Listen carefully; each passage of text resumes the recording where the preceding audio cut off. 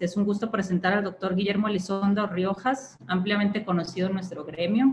El doctor es médico radiólogo intervencionista, es jefe del Departamento de Radiología del Hospital Universitario y actualmente es el director de enseñanza de nuestro colegio.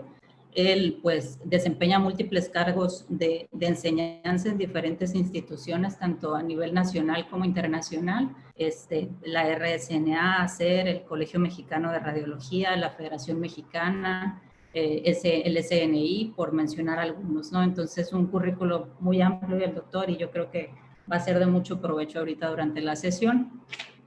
Esto en explicación también para los médicos que nos acompañan, que no son del ámbito radiológico. Y también tenemos el gusto de que nos acompañe el doctor Camilo González Velázquez. Él es médico internista y endocrinólogo, tiene la subespecialidad también en el área de la tiroides, es uno de sus puntos fuertes. Él es profesor de tiempo completo del Departamento de Endocrinología, también del Hospital Universitario en Monterrey, Nuevo León. Actualmente trabaja con la Fundación TANC, por sus siglas en inglés, Thyroid Head and Neck Cancer Foundation, con sede en Nueva York, y es miembro fundador, que esperemos platicar un poquito más sobre eso ahorita, del proyecto Thyro, que es también por sus siglas en inglés una serie de recomendaciones en línea sobre el manejo del nódulo tiroideo. La intención de la dinámica de esta sesión es hacer una sesión un poco interactiva en la medida de lo posible. Entonces comenzaremos con abordar generalidades, yo creo, de interés común sobre este tema de nódulos tiroideos, tanto en el aspecto clínico como de imagen, y pues les agradeceríamos mucho que sobre la marcha nos estuvieran enviando preguntas o inquietudes, comentarios que pudieran surgir o que tengan sobre su práctica clínica. Como les digo, ahorita nos van a acompañar no solamente médicos radiólogos, sino también de otro tipo, de otras especialidades, residentes. Entonces, yo creo que podemos nutrir mucho esta plática y agradeceremos sus comentarios. Si gustan, podemos empezar la plática. Por favor, doctor González, si nos pudiera hablar un poquito más sobre este proyecto que mencionábamos ahorita, Thyro. Perfecto. Primero que nada, muchísimas gracias por la invitación. La verdad es que es un gusto venir a platicar con ustedes de algo que la verdad es que a mí me apasiona. ¿Qué es Thyro? Thyro es una palabra que de manera coincidente, o sea, como coincidencia, en inglés, Thyro con Y significa trainee o aprendiz, ¿no? Entonces a mí se me hizo muy, muy ad hoc utilizar un juego de palabras entre Thyro y un acrónimo que tiene el sonido semejante a lo que es tiroides. Y lo que es una serie, como bien decías, una serie de recomendaciones online en donde buscamos, como por decirlo de alguna manera, amalgamar todas las recomendaciones de las diferentes sociedades que hablan sobre el manejo del nódulo tiroideo y cáncer de tiroides y juntarlas en una especie de lo que podríamos decir como un up-to-date del cáncer tiroideo. La intención de hacer esto nació de una inquietud que yo tenía mientras hacía un fellow de investigación allá en el Hospital Mount Sinai, donde yo comentaba con quien es mi mentor, el doctor Mark Kirkin, que yo creía o creo que algunas de las recomendaciones que están escritas no se pueden aplicar en todos los centros, ¿no? O sea, cada vez estamos, como quien dice, actualizando lo que es el estándar de oro del tratamiento del nódulo tiroideo y de cualquier otra enfermedad en ese caso. Y entonces yo creía que algunas veces estamos yéndonos tan sofisticados que muchos centros no podemos cumplir con las exigencias o cumplir con los estándares que se nos dictan en este tipo de recomendaciones. Entonces yo le decía, muy bien, hay que ver por trascender, por hacer algo nuevo, por resolver mejor los problemas que tenemos con nuestros pacientes, pero también hay que ver por el tercer mundo, si se pudiera decir así. Hay que reconocer que más de una vez nosotros tenemos nuestro paciente y no podemos meterlo en las guías y siempre decimos esa frase de que pues, se nos salió de las guías y ahora qué hacemos, ¿no? Entonces tenemos que tropicalizar a veces en lo que nosotros tenemos en nuestro centro para saber cuál es el siguiente paso en el tratamiento o en el abordaje de nuestros pacientes. Y entonces mediante esta inquietud nació esta necesidad de juntar estas recomendaciones para que los médicos, tanto clínicos, radiólogos, cirujanos, quien fuera, tengan un lugar donde puedan ir a consultar estas dudas y ver las diferentes opciones que te pueden brindar las diferentes sociedades. Lo que encontramos al hacer este tipo de ejercicio es que encontramos que existen áreas donde la evidencia o no responde la pregunta, o como tal podemos ver que hay áreas donde hay discordancia entre las sociedades que te dan una recomendación en algún punto del abordaje del nódulo tiroideo y cáncer de tiroides. Y entonces esto lo vamos a empezar, lo empezamos como quien dice en la oficina, tres doctores, yo siendo uno de ellos, y después invitamos a 17 tiroidólogos de alrededor del mundo, algunos en Canadá, Estados Unidos, Australia, Japón, Ecuador, México. Y entonces esto ya se cristalizó y la próxima semana, si Dios quiere, se estarán publicando en una plataforma, en una página de internet donde ustedes pueden accesar a esto y buscarlo de una manera sencilla.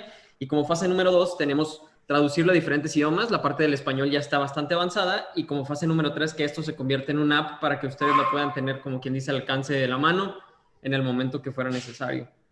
Y pues así en un resumen, eso es lo que es Tyro. Excelente. Yo creo que una herramienta muy práctica, por lo que comentaba ahorita el doctor, de las diferentes categorías, clasificaciones que muchas veces cuando uno va empezando, y aunque no vaya empezando también en esto, pues pueden confundir bastante. Yo creo que de aquí pueden salir varios puntos a tratar. No sé si para empezar a hablar un poquito, aclarar un poquito el terreno, pudiéramos platicar sobre las diferentes clasificaciones que existen en la actualidad por imagen. No sé si aquí este tema guste tocarlo el doctor Elizondo o el doctor González, para que aclaremos un poquito el terreno en general antes de irnos a cuestiones más detalladas. Sí, Lucy, ¿cómo están? Buenas noches y buenas noches a todos. Bien, la idea de esto, como lo platicamos, como lo decía Lucy, es, por favor, la idea es hacer esto interactivo. No se trata de revisar aquí los hallazgos radiológicos de los nódulos tiroideos ni cosas por el estilo, sino básicamente es desde el punto de vista de nosotros, de los radiólogos intervencionistas y de toda la comunidad médica que nos acompaña, es ver cómo interactuamos entre todos para beneficio de los pacientes y cómo adecuamos esto como lo que decía ahorita Camilo, a nuestras circunstancias en particular. Entonces yo creo que sí es muy importante que si tienen alguna inquietud, alguna pregunta específica sobre esta situación de manejo de los pacientes con nódulo tiroideo, yo creo que aquí la idea sería platicar de ello. De lo que comentaba Lucy, bueno, mucho de esto y la razón por la que me pusieron aquí, porque obviamente pues yo no soy tiroidólogo ni nada, pero fue por la revisión que he estado haciendo sobre varios temas, pero en particular sobre los nódulos tiroideos en el podcast que ustedes todos me hacen favor de escuchar, y en donde, bueno, te das cuenta que existen muchas clasificaciones. Ahorita probablemente Camilo va a ahondar en eso, y sí me gustaría que, como les digo, que preguntaran. De hecho, cuando estábamos preparando esta sesión, me decía Lucía, bueno, nosotros, por ejemplo, acá tenemos alguna situación en particular, utilizamos por X o Y razón, que ahorita a lo mejor puedes comentar, Lucy, de la investigación y lo que hicieron, utilizaban más la clasificación coreana que la que utilizamos nosotros del TIRADS y demás. ¿Cuál es la idea de las clasificaciones en general? Bueno, en general, como ustedes saben, esto es una situación de una manera de tratar de hacer una armonización o hacer esto homogéneo entre las diferentes sociedades, las diferentes pacientes, diferentes situaciones clínicas, con tal de tener algo específicamente desde el punto de vista de nosotros los radiólogos, de algo como un informe radiológico estructurado. Y bueno, todos sabemos que esto empezó hace muchos años con el de mama, con el BRADS, que definitivamente ha progresado mucho, ya en varias versiones, y ha facilitado la comunicación que tenemos radiólogos con clínicos, incluso con pacientes. Pero la otra cosa que también ha servido bastante es para todo lo que corresponde a los procesos de investigación. Porque anteriormente, antes de que existiera el BRADS, pues ya sabemos que había una descripción increíblemente a veces hasta romántica de los hallazgos que hay en una mamografía, como puede ser de cualquier otra de las imágenes que utilizamos, ¿sí? Que realmente son difíciles de cuantificar, difíciles de evaluar y de decir, bueno, es que este está en esta etapa o este está en la otra. Entonces, la intención de las guías, por así decir, como dice ahorita Camilo, que les va a platicar de algunas más, o si tienen alguna en particular que quieran profundizar, pero la intención de esto es, como les digo, estructurar para que nuestro informe, independientemente de los hallazgos, al final dices, este es un TRADS 3, ¿ok? Y ya sabes la conducta que en un momento determinado se puede utilizar, igual que para el BRADS o el PRADS y demás. A lo mejor estas cosas, que es lo que está sucediendo, estas cosas están en movimiento, ¿sí? O sea, en un momento determinado nosotros podíamos haber dicho que para un cáncer de mama o un BRADS 4A o cosa por el... Bueno, antes ni siquiera había eso, había el 3 o el 4 nada más. Y luego se ha ido diferenciando dependiendo de los resultados que tenemos. Entonces, con los resultados, ahora ves para atrás y ves cómo ajustas esto. Entonces, la verdad de las cosas es que esto se vino junto entre muchos lugares, porque como sabemos, esta situación de los nódulos tiroideos, de alguna manera, es una especie como de epidemia, ¿sí? O sea, obviamente no es una epidemia, pero es tan prevalente y hay tanta incidencia también de esto, que definitivamente ha ido cambiando en muy corto plazo. Anteriormente había incluso las recomendaciones de que se hiciera screening para nódulos de tiroides entre la población.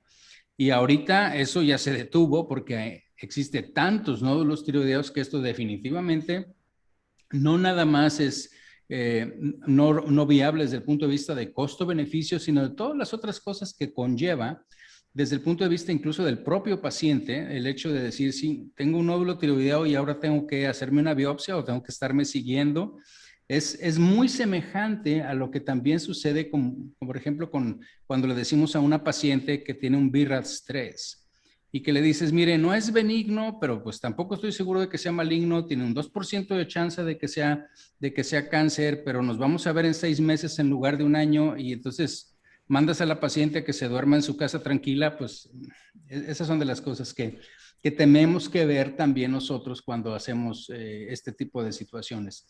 Lo hemos platicado, ¿sí? La idea de cuál es la situación entre las diferentes clasificaciones, que evidentemente a la que quizá estemos más acostumbrados nosotros es la del American College of Radiology, que es el TRADS, pero existen otras. Y dependiendo de la combinación, ¿sí? Como ustedes saben, de las 5 características que tenemos ecográficamente, pero sobre todo, si ponemos en la vertical esas características, pero ponemos en la horizontal el tamaño, dependiendo del tamaño, con las características, esa combinación hace que prácticamente tengamos 3 situaciones clínicas con el paciente o con nuestros referentes, con nuestro médico. Una es decirle, ¿sabes qué? Tanto al médico como al paciente, tu paciente o este nódulo en particular, lo vamos a hacer, ni siquiera necesita seguimiento. Es un TRADS 1 y esto es algo que está ahí, pero no necesita seguimiento, incluso un TRADS 2, ¿ok? Pero el otro escenario es cuando dices, bueno, este es un 3, pero es pequeño, y entonces lo que yo te sugiero o lo que sugieren las guías es darle un seguimiento, ¿ok? Y después sigue la otra parte, que es la de hacer una biopsia con aguja fina. Entonces, dependiendo básicamente de la característica del TRADS, pero sobre todo del tamaño, que ese es el modificador importante, diría yo, es el que nos va a decir que, bueno, un TRADS que podríamos decir que es 5, pero si mide 5 milímetros, no es lo mismo que un TRADS 5 de 1.5 centímetros, ¿ok? Entonces, ahí es donde cambia el manejo. Entonces, el punto final es ponernos de acuerdo, de alguna manera, en cuál es lo que estamos manejando en nuestra comunidad. No es que alguna sea mejor o peor. Hay algunas, como lo hemos platicado, y creo que Camilo puede ahondar un poco más si ustedes quieren o tienen alguna duda, pero hay algunas en las que, por ejemplo, dices, bueno, la sensibilidad de la coreana es muy buena. Sí, es muy buena, pero la especificidad pues se me va como al 20%, 30% de alguna manera, porque mete casi a todos, ¿sí? La de la ATA es mejor en sensibilidad quizá que el TRADS, pero también tiene una especificidad menor. O sea, en la medida, es como todo, ¿no? En la medida en que nosotros nos vamos hacia el lado de aumentar la sensibilidad, pues obviamente bajamos nuestra especificidad. Y aquí básicamente tenemos que considerar dos cosas, y con eso cierro esta parte. Una es la que corresponde a lo que es una política de salud, por así decirlo, en donde de alguna manera tú dices, bueno, esto es lo que se tiene que hacer en la población, pero la otra que yo creo que es más importante y en la que hemos insistido mucho, y ustedes conocen, bueno, en esta parte, es el hecho de decir, no, esto es para cada paciente. Entonces aquí es donde jugamos un papel muy importante en hacer esto personalizado, y yo creo que en el futuro esto va a tener mucha más evidencia con la parte genómica, radiómica y otras cosas que se van a juntar. Pero en este momento lo que tenemos de evidencia son las guías. ¿Okay? TRADS son las que vayamos a ver, y con estas guías es con lo que nosotros tenemos que hablar con el paciente, y dependiendo de eso, finalmente en esa situación personal, habrá pacientes que te dicen, ¿sabes qué? Pues doctor, usted dirá que estrés y que no tengo nada que hacerme, pero usted me hace una biopsia, por favor. ¿Ok? Entonces, pero finalmente la idea de las clasificaciones es justamente esa. No sé qué piensas, Cam. Sí, yo estoy de acuerdo. Creo que no pudiera decir que existe una mejor que otra. Así como usted mencionaba, una cosa es hacer política de salud y otra cosa es tomar decisiones frente al paciente y basadas en el paciente. De tal manera que yo divido estas clasificaciones del riesgo de malignidad del nódulo tiroideo, depende en lo que estoy buscando. Si yo quiero enseñar, como enseñanza, a mí se me hace mucho mejor la del TRADS porque es más completa.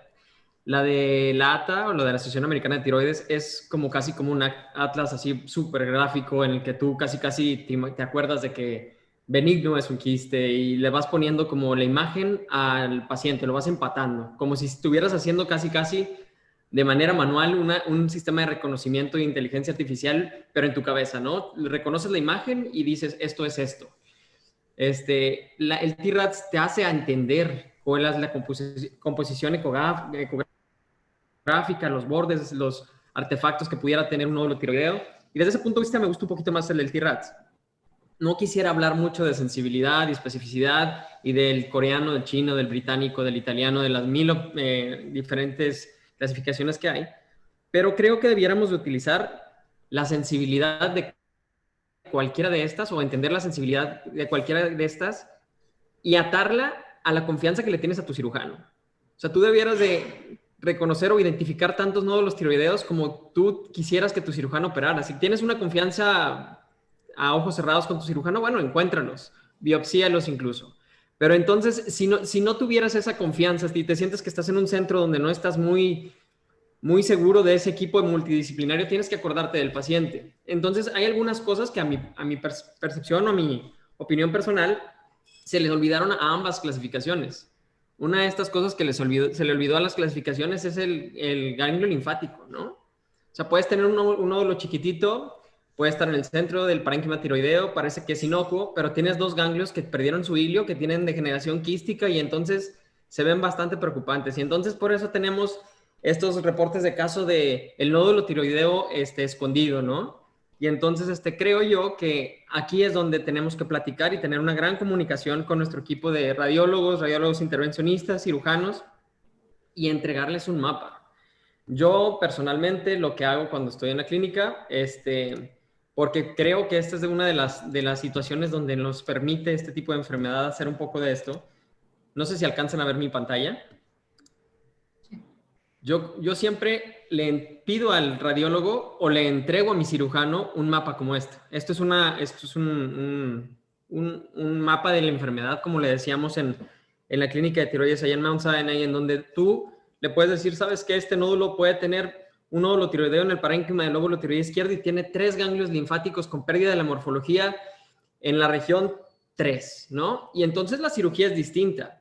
Tú podrías haber pensado o podrías haber mandado un reporte estructurado, como comentaba el doctor Elizondo, que dijera nada más nódulo tiroideo TRADS 3, pero si tú no le explicas en dónde los encontraste, pues esto cambia el panorama completamente del paciente. De un paciente que nada más pudiste haber quizá vigilado ese nódulo, pasamos a un paciente que muy probablemente tiene una enfermedad metastásica en el cuello lateral y entonces le tienes que ofrecer una cirugía completa que ya incluiría una tiroidectomía total con disección central, bilateral y lateral ipsilateral. Entonces, son estas cosas, estas pequeñas cosas, estos puntos de comunicación que son vitales en el abordaje del nódulo tiroideo. Y creo que esta parte se nos olvidó tanto a la Asociación Americana de Tiroides como al TRADS-ACR.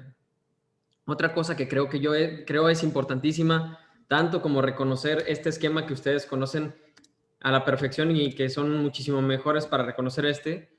Otra cosa que se nos olvidó, aquí está una parte importantísima, es esta parte del follow-up. Ojo que hay nódulos que no se van a biopsiar, pero el follow-up, ¿quién lo va a hacer?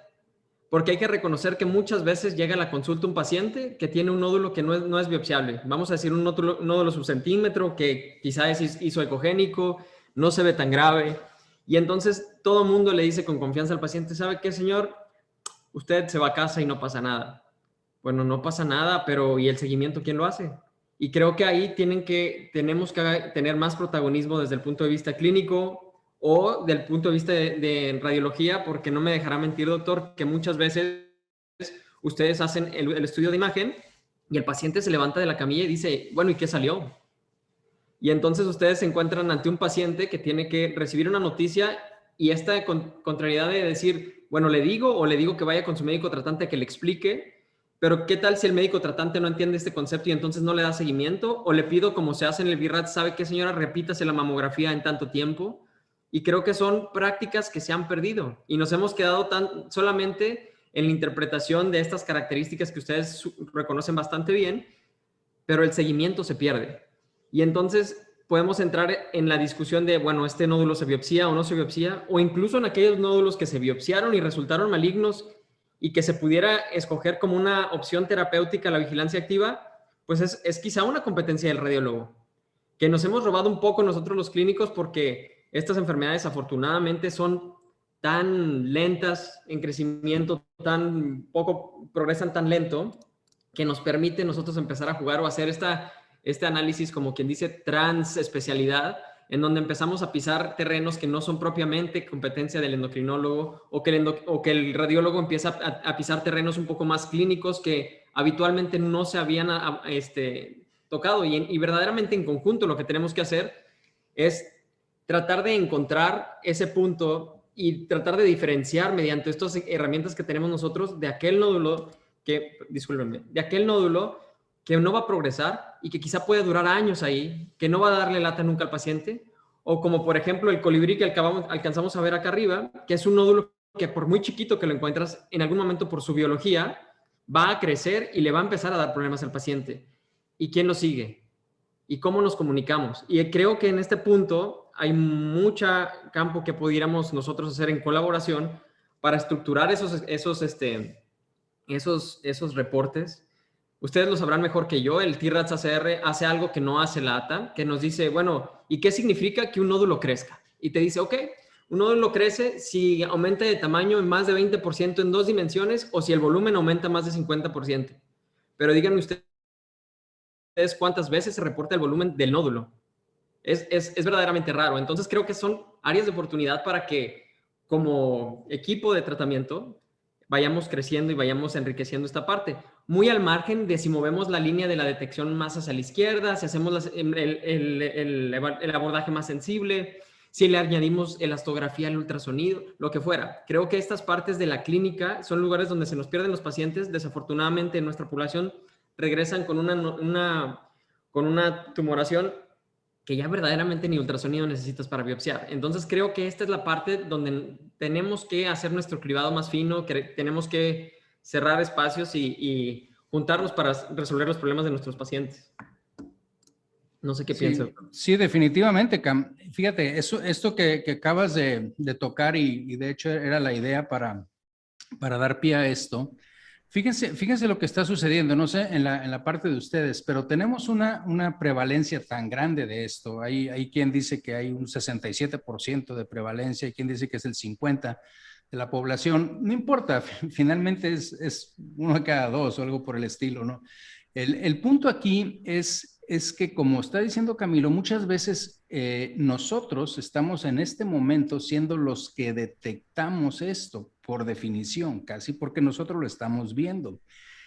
El cambio aquí es que en la mayoría de las ocasiones, nosotros cuando hacemos un estudio de resonancia de cerebro, cuando hacemos uno de rodilla, de columna, etcétera, generalmente el paciente viene referido por alguien y nosotros de alguna manera podemos hablar con el paciente, pero estamos un poco tranquilos porque sabemos que el paciente regresará con su médico, que es el que nos lo refirió. Pero en el caso muy particular de tiroides, al menos de lo que estamos viendo nosotros, que puede ser un poco diferente de lo que ve Cam. Trabajamos en el mismo hospital y déjenme decirle, bueno, Camilo obviamente hizo todo esto de tiroides, lleva mucho tiempo en esto, él hace la biopsia, él interpreta, él tiene microscopio, o sea, digo, está muy metido en esta parte, ¿ok? Pero trabajamos muy en conjunto, pero nuestros pacientes o grupo de pacientes pueden ser un poco diferente el que ya va a endocrinología del que llega a radiología. A nosotros nos llegan muchos pacientes, por ejemplo, ahorita, como ustedes saben, con todo este boom que ha habido de las dietas, de la keto, de la intermitente y de todas estas cosas que hay ahorita, que la gente va con nutriólogos o que incluso ellos solos dicen, doctor, pues es que a mí me mandaron y llegas con el nutriólogo, nutrióloga o el médico general o el médico eso que da dietas y le dice, mire, yo le aseguro que yo con el agua me engorda, ¿no? Entonces, y finalmente todos los que tenemos sobrepeso, tratamos de echar la culpa, pues no a nosotros que comemos de más, sino a algo que está pasando. Entonces, lo típico es de que le digamos, oiga, y no estaré enfermo de la tiroides. Y entonces el médico, la nutrióloga te dice, pues por dentro dice, pues claro que no, lo que pasa son las 10 tortillas de harinas que te comiste, pero bueno, te voy a pedir un estudio de perfil tiroideo y un eco de tiroides, ¿sí? Y ahí es donde está la situación, porque cuando nosotros encontramos un paciente con un nódulo TRAX4 en este entorno, en este contexto que les estoy platicando, ¿se lo regresas a la nutrióloga? ¿Qué es lo que decía Camilo ahorita? ¿Va a entender esto del follow-up? Va a entender que es un nódulo TRAX4, pero que tiene 5 milímetros o 7 y entonces es el seguimiento y a quién se lo va a mandar. Porque si se lo manda al endocrinólogo, pues pierde el paciente, porque el endocrinólogo también le puede dar una dieta e incluso va a ser mejor y es más, sí lo va a tratar. En fin, hay una mezcla de situaciones aquí en las cuales ahorita nosotros estamos siendo o nos estamos viendo involucrados y que tenemos que tener, por eso decía, y la cuestión está interdisciplinaria, la idea de platicar aquí de esto, es de, bueno, ¿qué es lo que voy a hacer? ¿Sí? Y lo mejor es, finalmente, si queremos, y es platicar con el paciente, y así como se ha hecho con lo de mama, en donde finalmente los que están encargados en un muy buen tiempo de la evolución y de todo lo que sucede con la mama son los o las radiólogas que se dedican a esto, pues nosotros también tenemos que tomar cartas en el asunto y ver que nosotros de alguna manera decir, ¿sabe qué? Usted tiene esto, lo que se recomienda, lo que le recomiendo es justamente esto, ¿ok? Y ya después, si están en un lugar donde pueden tener la posibilidad de trabajar en equipo y tener su endocrinólogo, bueno, eso ya será en cada una de las áreas y cada uno de las situaciones y como ustedes lo puedan y lo han sabido, lo hemos sabido manejar pues por mucho tiempo, obviamente, ¿no? O sea, la referencia y contrarreferencia de pacientes. Pero finalmente yo creo que lo importante es eso, ¿no? De identificar esto y qué es lo que vamos a hacer. Porque ciertamente, como dice Camilo, o sea, en la guía viene muy claro que incluso una de las diferencias, que lo he comentado en otra ocasión, es entre, por ejemplo, la de la ATA y la ACR, pues es que la ACR te dice qué tienes que hacer en los próximos 5 años y la ATA probablemente no, al menos no está escrito, pero de ahí a que lo hagas o que tú entiendas, o como dice Camilo, ¿quién va a ser? O sea, una cosa es que tú digas, tu trabajo terminó con decir que es un TRAX4 y ahí acabó. Y el seguimiento, ¿quién se lo va a hacer? Entonces, esa yo creo que es una parte muy importante. Claro. Lucy. Por ahí creo que Enrique Mainero, no sé si tengo una pregunta. Sí, de hecho, Sí. Perdón, justo el doctor yo creo estaba abordando el tema sobre el que hablaron ahorita, por eso ya me esperé un poquito. Hacía énfasis el doctor Mainero en el manejo multidisciplinario en este tipo de patología y preguntaba su opinión sobre el manejo de nódulos en pacientes asintomáticos o por hallazgo incidental, que es yo creo que lo que estábamos comentando ahorita, ¿no? De lo que estaban comentando en este momento. Así es. Uh-huh. Pues sí, creo que es importantísimo. A veces no siempre se puede. Afortunadamente en centros donde hay muchas especialidades o disciplinas, en centros académicos es bastante sencillo a veces hacer este tipo de cosas. Y después, saliendo, así como son compañeros residentes y después salen, creo que es hasta sano que se hagan equipos de manejo, porque verdaderamente yo pudiera ver al paciente y pedirle a alguien que lo biopsie, pero creo que si esa misma persona lo sigue, y no me dejarán mentir algunos de los que están aquí, por ejemplo, el doctor Elizondo, Natalia Villarreal, por ahí algún par de veces, Raúl Luna, Mike Sada, les ha tocado que les hablo y les digo, bueno, ¿qué estudio sigue, no? Sobre todo en el paciente que tiene alguna recurrencia, porque últimamente yo puedo leer la interpretación, pero eso es lo que me va a informar a mí, qué es lo que va a seguir en el tratamiento, no solamente el nódulo tiroideo, sino de aquel paciente que ya está posoperado. Porque ver el nódulo y describirlo como el TRADS, pues lo puedes llegar a aprender a dominar, pero más allá de eso te tienes que apoyar sí o sí en las otras especialidades. Y hay algunas cosas pequeñas que son muy importantes. Ahorita que estaba platicando el doctor Elizondo de esto, me acordé de una cosa que pasa y seguramente todos ustedes o los que han tenido la oportunidad de biopsiar, les ha pasado que biopsiando a su paciente, le dan 1 o 2 punciones, las que fueran, mandan la biopsia a patología y patología te dice, hijo, les muestra insuficiente, tiene nada más 2 grupos celulares. Y dices, pero están malos, ¿no? O sea, ¿qué están haciendo ahí? O sea, hay veces que tienes que poner por delante lo del paciente y en alguna de las ocasiones que me tocó estar en una presentación, leía esta frase que decían que el cáncer se debe definir en términos de qué hacen las células cancerígenas y no cómo se ven. ¿Sí me explico? Porque puede decirte un patólogo, no, pues fíjate, nomás hay 2 grupos celulares, pero oye, tienen pseudoinclusiones, tienen barras, tienen cierta conformación, tienen células oncocíticas, pues qué importa si son 2 o 4, ¿no? Entiendo que como para estructurar la situación hay que ciertamente hacer la situación un poco más sistemática, estandarizada, pero ¿cuántas veces no nos pasa con esto? Y verdaderamente luego nos regresamos a la guía y dice, bueno, no lo biopsias ahorita, porque si lo biopsias ahorita vas a tener material inflamatorio. Y entonces, ¿cuándo lo biopsio? Y en ese inter se pierde el paciente. Y entonces se le dejó un paciente que potencialmente tiene cáncer, ojalá fuera en la tiroides, pero tal vez puede ser en un ganglio. Y dices, ¿y si el paciente regresa con una complicación de todo lo que sucedió? Eso también es una omisión verdadera de lo que estamos haciendo o dejando de hacer. Entonces, respondiendo a esa pregunta, pues creo que donde se pueda no es una pregunta si se debiera, sino es como casi un mandamiento que se debe de haber este manejo interdisciplinario. Así es. Oye, Cam, tú ahorita tocaste 2 cosas que quisiera profundizar un poco, ¿no?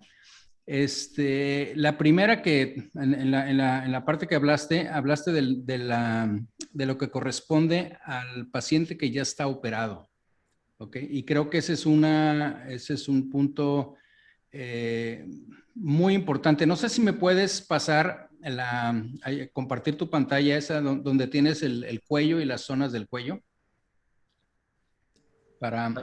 Fíjense, les comento, algunos de ustedes seguramente ya lo vieron, pero en la revista de Radiology de mayo, bueno, de hecho salió publicado el día 4, creo, viene un artículo sumamente interesante de miles de pacientes, ¿sí? Que hicieron allá creo que fue en Boston University o en Harvard también, en Massachusetts, en donde lo que hicieron fue ver esos pacientes que estaban operados y que tenían nódulos, si pones la siguiente donde se veían los nódulos en el espacio, ahí, exactamente. Y entonces, fíjense que lo que hicieron fue, y los que vean el artículo está publicado, bueno, está en línea, creo que es Open Access, no sé, bueno, pero está ahorita en mayo, y trata sobre esto, ¿sí? De hecho, hay hay un podcast de esto y yo voy a subir otro, de hecho ya estoy trabajando en él dentro de un par de días seguramente, pero tiene que ver en que todos estos, los nódulos que pasan del espacio 2 al 5, solo para repasarlos, son todos estos que están al lado de la vena, y esto es lo que ellos llaman el segmento lateral y esto es lo que ellos llaman el segmento medial o central, ¿ok? Y es muy interesante, pero prácticamente ellos encuentran que todos aquellos ganglios, estoy hablando del paciente que ya está operado, ¿ok?, que encontramos por ultrasonido en la parte central, tiene dos problemas. Uno es que es mucho más difícil biopsiarlo y tener material suficiente y adecuado para esto. Y la otra es que prácticamente todos los que hicieron fueron benignos. Entonces el problema se viene para acá, ¿ok? Y resulta que aquí, si tomamos aquellos ganglios que tienen menos de 6 milímetros, 5 milímetros o menos, que los podemos identificar ahora con ultrasonido, con los ultrasonidos que tenemos, cosa que no se podía antes. Bueno, de los miles de pacientes que vieron ellos, nada más el 0.2% de los que tenían menos de 5 milímetros son positivos para cáncer, ¿ok? Entonces, el tamaño aquí resulta que, bueno, pues sí importa, ¿ok? Es una cosa que podemos seguir. Evidentemente, siempre está la pregunta, ¿no? Bueno, obviamente, un ganglio que mide 1 centímetro, pues un día midió 4 milímetros y era positivo. Sí, ciertamente.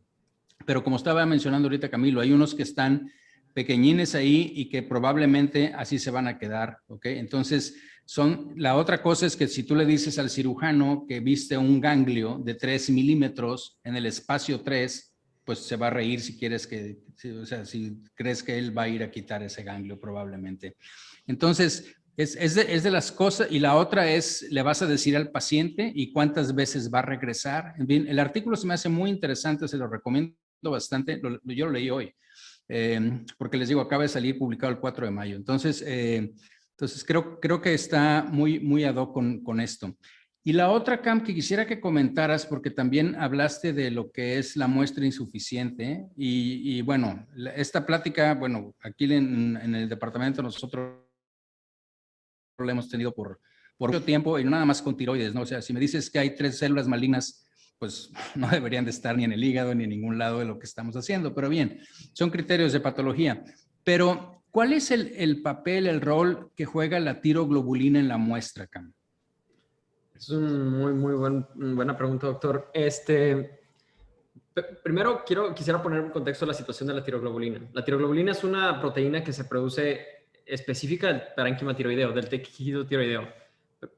Virtualmente ningún otro tejido del cuerpo tiene la capacidad de producir esta proteína. De tal manera que cuando tenemos un paciente que es tiroidectomizado y sobre todo si recibe terapia con radioyodo como adyuvancia o como ablativa, pues en teoría la tiroglobulina se debiera de ir prácticamente a cero.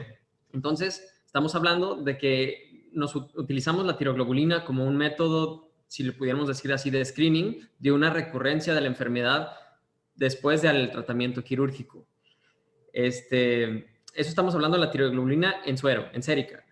Existen algunas ocasiones que nosotros cuando vamos a hacer vamos a decir, el paciente tenemos sospecha de que tuvo una recurrencia y encontramos como por ejemplo en este caso, en esta imagen, ganglios en la región 3, vamos a decirlo así. Entonces tenemos dos opciones de diagnóstico o de tamizaje para saber si ese ganglio tiene afectación maligna. Y entonces uno es como tal la biopsia por aspiración con aguja fina y el extendido para hacer una citología del ganglio. Y como tal hacer una determinación en el aspirado de la aguja de tiroglobulina. Esto es muy interesante. Existen estudios que proponen cortes de tiroglobulina para determinar si la tiroglobulina sale positiva en el ganglio, incluso en ausencia de células malignas en el ganglio, podremos tomarlo como un criterio de malignidad y entonces ofrecerle un poco de tranquilidad al cirujano para que haga una disección apropiada.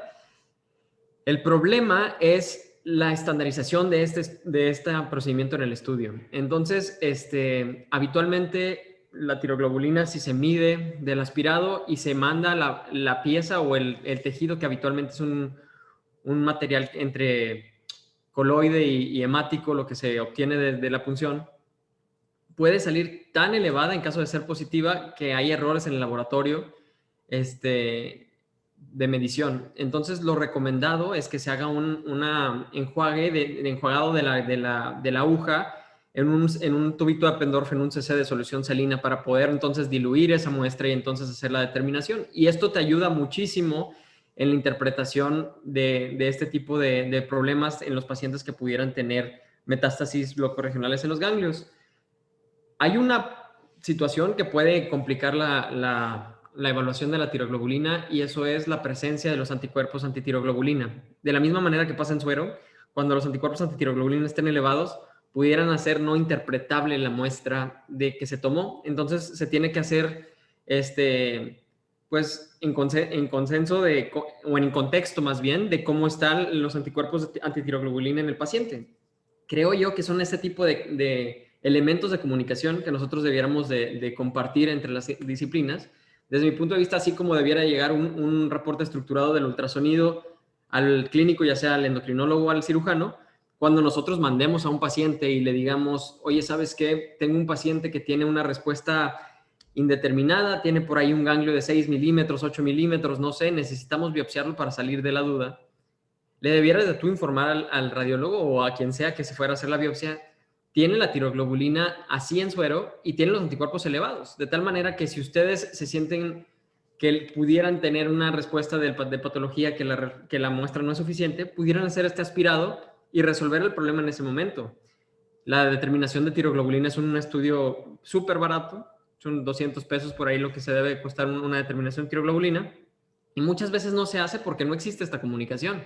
La verdad es el procedimiento súper sencillo, es nada más aspirar y limpiar la aguja con la que se tomó la muestra, y el procedimiento de la biopsia es exactamente igual.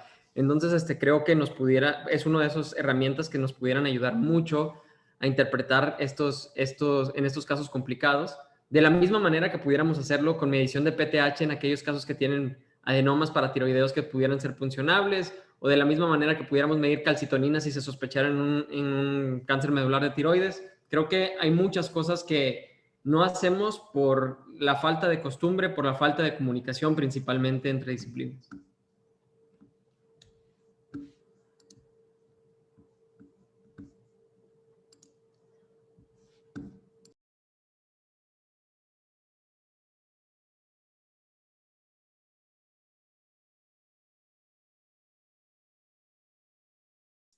Lucy, tu micrófono. Disculpa. Yo creo que es un tema que tal vez muchos no habíamos considerado y nos vamos a llevar también de tarea para ver un poco más sobre el tema. Nos están llegando algunas preguntas aquí. El doctor Augusto Sánchez nos pregunta qué opinión tienen del consenso mexicano del nódulo tiroideo que hicieron los cirujanos. Sinceramente desconozco el documento, pero si me lo comparten me encantaría leerlo. Creo que siempre es muy interesante el abordaje que tienen los cirujanos, porque los cirujanos, creo yo, son los únicos como especialidad que se han dado la tarea de ver todo el camino del tratamiento y el abordaje del nódulo tiroideo. Cada vez más han aprendido a usar el ultrasonido en el point of care, cada vez más han entendido un poquito más de citología, que están más habituados ellos porque por sus reportes que tienen ellos de la muestra final de patología, hablan un poquito mejor el idioma que lo pudiéramos hacer nosotros como endocrinólogos o incluso radiología. Creo que ellos entienden un poquito mejor las zonas del cuello de lo que conocen los endocrinólogos. Creo que también saben interpretar y personalizar un poquito más estos escenarios de los cuales hablaba el doctor Elizondo, de individualizar si debo de hacer una disección central porque existen muchos micrometástasis que no voy a poder encontrar, o existen algunos nódulos que no tengo que quitar, debo de hacer una disección profiláctica, a lo que le llaman los cirujanos. Y es por eso que ustedes, si van a hacer la búsqueda de las guías internacionales, pues sí, están las de la ATA que conocemos todos, pero si se fijan, los autores del ESMO, médicos, oncólogos y cirujanos. Del ACE, cirujanos. Del JAES, las japonesas, cirujanos. De las africanas, cirujanos. Entonces, la verdad es que creo que ellos han aprendido más esta situación de poder brincar de los bordes muy muy rígidos que tenemos nosotros o que habituamos tener entre especialidades y han aprendido a mover un poco su campo en beneficio del paciente. Desafortunadamente, el cirujano termina su trabajo habitualmente al momento de operar al paciente, entonces creo que todos los demás tenemos que alcanzarlos y quizá añadir o agregar a esos consensos que se llegan a hacer. La verdad, nuevamente, no conozco este documento, pero me encantaría leerlo si por ahí lo tienen. Sí, ya me lo va a mandar Augusto y yo te lo comparto. Excelente. Nos llega otra pregunta también del doctor Miguel Sada Treviño, dirigida al doctor González. Buenas noches, doctor. Hablando de la muestra insuficiente, ¿qué opina de la punción con aguja gruesa? Ay, pues mira, Mike, qué buena pregunta. Creo que el Bethesda no se inventó para la aguja gruesa. Entonces, si bien entiendo que muchas veces nos va a sacar de la duda hacer un core biopsy, sobre todo cuando hay varias muestras fallidas, creo que es una buena opción. Creo que ahí es campo completamente del radiólogo intervencionista. Es un procedimiento un poquito más valiente, digámoslo así, que la biopsia por aspiración en la mayoría de las veces. Pero la verdad es que escogiendo bien el nódulo y escogiendo bien el procedimiento y haciendo algunas variantes del procedimiento, la mayoría de las veces no necesitas hacer una biopsia con aguja gruesa.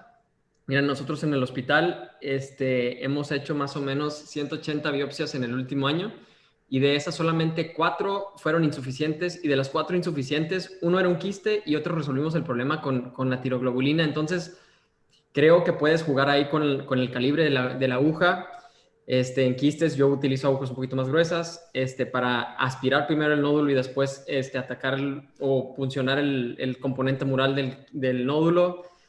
Pero definitivamente, pues, o sea, hay veces que la ubicación del nódulo está difícil o un nódulo espongiforme que luego después tienes que preguntarte si verdaderamente debiste haber biopsiado ese nódulo que no le está sacando tejido, porque pues sabemos también que entre más coloide y menos células, más probablemente benigno, y entre más células y menos coloide, más probablemente maligno. Entonces, si está sacando puro coloide y siguen saliendo insuficiente, pues hay que volvernos a preguntar si verdaderamente se biopsió. Pero bueno, definitivo, o sea, es una gran herramienta. Yo no lo utilizo porque no existe un Bethesda para el core biopsy, pero con un buen patólogo, pues la verdad es que te saca al apuro. Excelente. Que yo creo que también ahí nos pudiéramos beneficiar tal vez un poquito de la exploración Doppler, ¿no? En esos quistes que tuviéramos dudas si es debris un poquito estancado o realmente tejido sólido. Hay una duda personal también, bueno, un punto que tal vez me gustaría aclarar, porque aunque tengo entendido que en varias de las clasificaciones ya se ha aclarado el punto y no se considera como un punto de riesgo el aumento en la vascularidad de los nódulos. De todas formas, me ha tocado escuchar todavía en muchas ocasiones que se le da peso a la respuesta vascular, y no sé si es algo que valga la pena aclarar también aquí ahorita aprovechando el foro. Y bueno, no sé el doctor Elizondo o ustedes que tengan experiencia con esto, la verdad es que la evidencia es bastante mezclada, no existe como tal que yo conozca, hasta lo que revisé ahora haciendo este proyecto de Tyro, algún estudio que hagan un metaanálisis en donde le pongan verdaderamente en su lugar la evidencia del índice de resistencia que teníamos súper bien clavado años atrás, como para darle mayor peso o menor al riesgo de malignidad de un nódulo tiroideo. Pero pues también hay un montón de cosas que utilizan y a mi punto de vista un poquito más contundentes que el índice de resistencia, como la elastografía. Hay quienes incluso dicen en aquellos nódulos mixtos o compuestos los ángulos de que hay del componente mural con el componente quístico.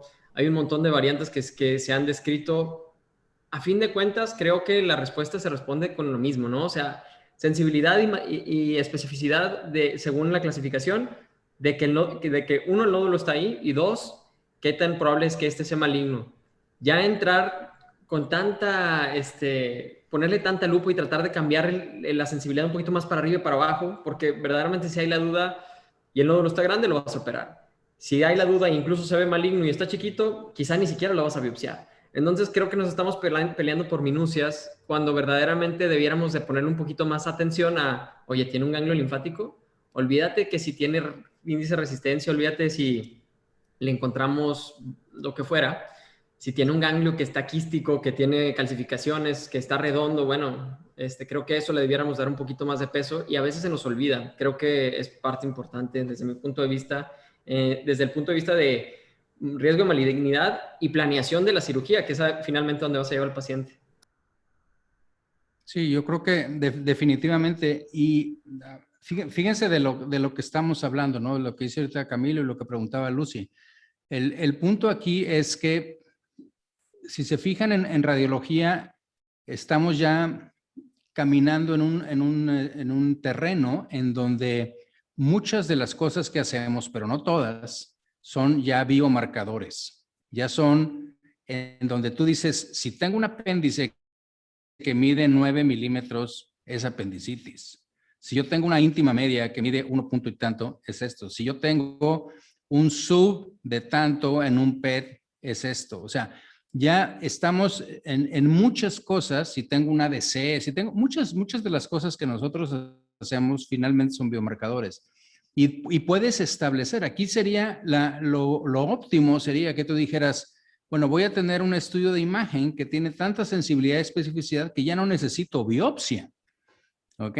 Pero si lo que estamos hablando es ver para ver si es más probable que le tenga que hacer biopsia o no, probablemente, como dice Camilo, ya no lo vamos a estirar un poco más, ¿sí? O sea, finalmente, ese paciente, acuérdense que hace unos años invitamos al doctor José Luis del Cura y vino, de hecho estuvo ahí en endocrino y estuvo hablando del core biopsy, ¿no? Ellos hacen mucho ahí en España, José Luis hace mucho allá, y evidentemente está a favor, pero ya cuando tú dices, oye, ya le tengo que hacer un core biopsy, pues eso ya opéralo, ¿sí? O sea, porque finalmente es en el momento en el que está seguramente ya te está empujando a que esa situación va a acabar ahí para la definición del nódulo, de lo que vas a hacer, pero sobre todo del manejo. Entonces, yo sí creo, como dice Cam, que la parte de lo que debemos de contribuir nosotros es, pues por cuestión de tiempo, yo creo que no sé qué tanto más nos queda, Lucy, pero es para ir cerrando, es la parte del reconocimiento, de la parte multidisciplinaria que tenemos que tener con nuestro equipo, con nuestro endocrinólogo, nuestros cirujanos. ¿Qué es lo que vamos a decir al paciente? Tomar una de las estrategias, de las clasificaciones, de las guías, la que más se adapte a lo que estamos haciendo, a lo que queremos, y finalmente irla moviendo y mastering, ¿no? O sea, tenemos que ir a manejarla perfectamente para que de alguna manera digas tú, bueno, ya sé lo que es, ya sé lo que es un espongiforme en lugar de ser un quístico, ya sé lo que corresponde a un 90%, ya sé lo que le tengo que hacer para cambiarlo de un T4 a T5, digo, T4 a T5. En fin, o sea, son de las cosas que el poder de detectar, por ejemplo, esas microcalcificaciones que finalmente, por ejemplo, en el caso que les digo del artículo que se publicó con respecto a los ganglios, incluso ese hallazgo de que tenga microcalcificaciones es más importante que el propio tamaño, ¿ok? En cuanto a la probabilidad de que esto sea maligno. Entonces, yo creo que esa es la parte en la que debemos de contribuir y debemos de estar trabajando. Probablemente nosotros hemos visto ya que vamos a empezar seguramente a pedir mucho más tiroglobulinas en pacientes y para ir viendo y probablemente hacer una correlación, y en un momento determinado dices, bueno, ¿necesito biopsia o necesito tiroglobulina? O sea, estamos hablando de los ganglios, evidentemente, pero igual, vaya, puede ser una manera en la que tú dices, no necesito preocuparme tanto por la cantidad de tejido, sino simplemente definir si esto es o no. En fin, creo que hay una gran probabilidad de que podamos seguir y participar más en el manejo del paciente en una enfermedad que es sumamente prevalente, en algo que sí podemos hacer la diferencia con nuestros pacientes. Y obviamente, pues establecer más el papel que tenemos como radiólogos, ¿no? Bueno, pues por cuestión de tiempo vamos a dar por terminada la sesión. Yo creo que fue un ejercicio muy productivo y nos llevamos muchos puntos a casa para nuestra práctica diaria. Como comentó el doctor, ya haciendo énfasis en varios puntos, las guías online también que comentaba el doctor, que yo creo que nos van a facilitar mucho la práctica diaria y ajustándolo a nuestra población, ¿no? Pues agradezco mucho la asistencia de todos ustedes y también el tiempo y compartir la experiencia con nosotros del doctor Elizondo y el doctor González. Un gusto. Esperemos que haya sido igual de mucho provecho para ustedes. Muchas gracias por la invitación.